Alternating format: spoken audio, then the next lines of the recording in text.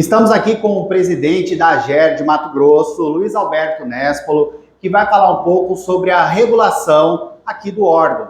Como é que surgiu, como é que é a área de atuação da AGER. Na verdade, não é só uma. A gente conhece muito a AGER como reguladora de estradas, mas a AGER tem diversas frentes de regulação, ela é multissetorial. Então ele vai explicar um pouquinho essa origem e as áreas de atuação. Tudo bem, presidente? Tudo jóia, saudar os seus usuários, os usuários do MT Econômico, é um prazer tê-lo aqui e é um prazer conseguirmos explicar um pouquinho do nosso propósito legal. Muitas pessoas ficam pensando, a AGER nasceu da onde, para que existe, para que serve. É muito importante que nós façamos um pequeno briefing histórico do que é o poder regulatório. Então, as agências regulatórias surgiram na Europa com a necessidade de atrair capital privado para fazer investimento no público e, ao longo do tempo, ressarcir, através do seu lucro, aquele investimento que ela faz para recuperar no longo prazo, onde o governo, às vezes, não tem dinheiro para fazer tudo o que precisa. Isso antecipa uma situação de conforto para uma sociedade, uma comunidade em si.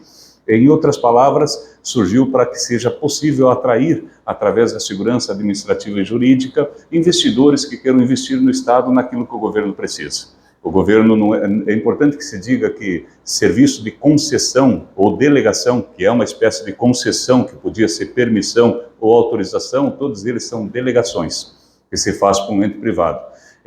Toda ela surge dessa necessidade e é muito importante entender que ela surgiu ao longo da história para essa atração e a segurança administrativa e jurídica. A OCDE, a Europa, na comunidade europeia, foram os primeiros países a implantar essa modalidade. Com isso também foi trazido para os Estados Unidos, países bem desenvolvidos, e chegou no Brasil através da abertura econômica, quando teve necessidade de atrair e modernizar alguns itens para a população. Por exemplo, o nosso telefone. Talvez a gente ainda tivesse aquele telefone de mesa, que era um investimento que eu também tinha, com ações, né? Nós éramos acionistas. Ações da Telebrás? Na minha terra era CRT, Companhia Rio Grandense de Telecomunicações. Lembro que foi um sacrifício muito grande adquirir, era como adquirir o primeiro carro. E eu fiquei com ações que depois vendi, oferi, porque eu era proprietário da CRT através da aquisição do telefone. Como era livre, muitas pessoas apostavam para a sua aposentadoria. Tinha gente que tinha 5 ou 10 telefones. E era horrível aquela comunicação de escada, difícil. Eu lembro que no primeiro evoluir da telecomunicação, se tentou colocar a cada X metros de distância um orelhão. E para poder evoluir bem no Brasil, eu lembro do Sérgio, né, o nosso ministro de Telecomunicações, já falecido, na época do Fernando Henrique, para atrair, ele precisava ter uma agência reguladora, atrair capital internacional. As grandes operadoras que estão no Brasil, uma Oi, uma Claro, uma TIM, uma Vivo, né, todas elas foram atraídas através da agência reguladora. Claro, o governo fez licitações e elas participaram porque tinha uma agência reguladora confiável.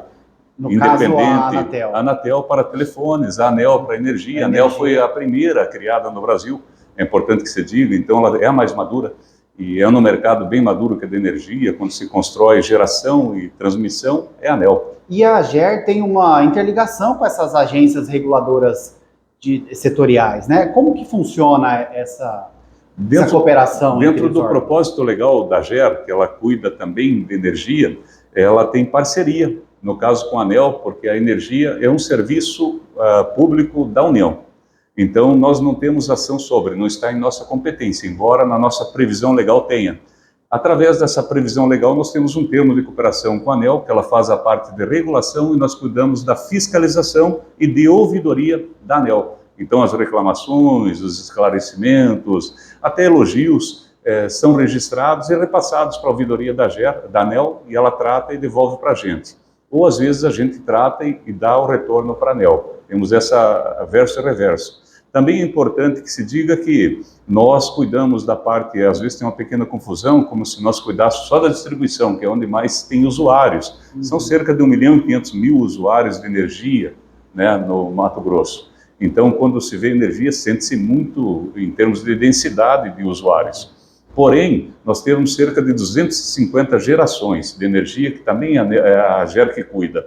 Importante dizer que nesse mapa de geração de energia, tem 251 iniciativas de geração de energia. O Estado é autossuficiente em energia, ele exporta. E, claro, a AGER cuida desde o ponto de vista de construção, se está dentro do cronograma, e também da questão de possível segurança de barragens, para não acontecer aquilo que aconteceu em Brumadinho. Então, a AGER tem uma área que fiscaliza o plano de segurança de barragem também, para a ANEEL, nesse contrato de parceria. E nós temos uma modalidade muito bacana na formato de fiscalizar que nós estamos inovando. Nós fizemos fiscalização com utilização do drone. O drone chega no local mais difícil, na base do talude, onde tem dificuldade de uma pessoa chegar, o drone chega filmando e vendo se tem alguma provável ruptura futura, trinca, rachadura e outras coisas. Então, se a gente elencar alguns tópicos de áreas de atuação da AGER, o senhor falou de vários aí, né? Então, a AGER tem uma atuação multissetorial. Nós falamos aí de estradas, falamos do transporte, né? Falamos também da segurança de barragens, que é importante, da parte de energia, e existe também a parte de ferrovia, certo? Perfeito. Vamos fazer uma retomada para que fique bem claro. Então, até porque tem competências distintas. Quando você falou em termos de cooperação, nós temos termos de cooperação em tratativa com a NTT, já tivemos cooperação firme no passado, fizemos operação conjuntas no presente, porém, nós estamos num processo de fazer um novo termo para harmonização da legislação. Como nós cuidamos do mesmo mercado, eles a nível nacional, nós a nível estadual, então o ônibus interestadual, quem cuida é a NTT. Certo. Né? Porque é um serviço nacional. O internacional também é NTT. O intermunicipal, que são cidades a cidades do Mato Grosso, que pega passageiro de uma cidade do Mato Grosso, transporta para outra, daí é a competência da AGER.